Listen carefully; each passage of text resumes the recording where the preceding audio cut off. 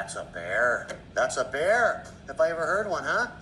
Well, we consider the data release over the weekend confirm our call that this is Goldilocks scenario. And relatively strong growth, but inflation is not a risk. And in fact, inflation is in line with the expectation. At the same time, activity indicators like production, investment, retail sales all show better than expected outcome.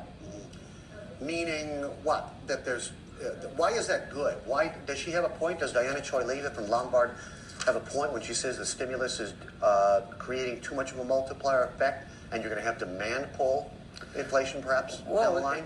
Well, if you look at the money and the credit supply growth already decelerated from the high levels, and at the same time, although inflation has made a high since beginning of the year, this is entirely driven by food prices, and in fact, mostly driven by volatile vegetable prices, which we know that won't last long. So in fact, we expect CPI inflation should have a peak in August, and going forward will gradually decline. So what about lending momentum? What about credit formation in China? Is that a Goldilocks scenario there at its best as well? Well, the official target for new bank lending is 7.5 trillion, and which translates to around 18 to 19% credit expansion.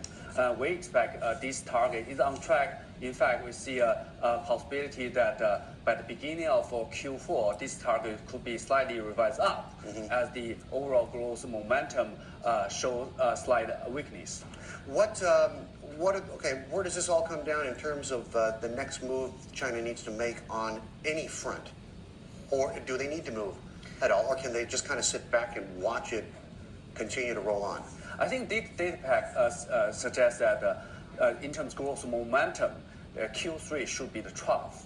And we should see some slight pickup in growth, in sequential growth in Q4, and this momentum could carry into the first half next year. So I do not expect a major policy shift going forward, but I think in the beginning of Q4, when the third quarter data is available, I see some room for fine-tuning in policy control, such as ease the control over bank lending a little bit. In that context, also ease the control over investment project approval. Okay. Say hi to Sri in Singapore. Ching Wang, good morning.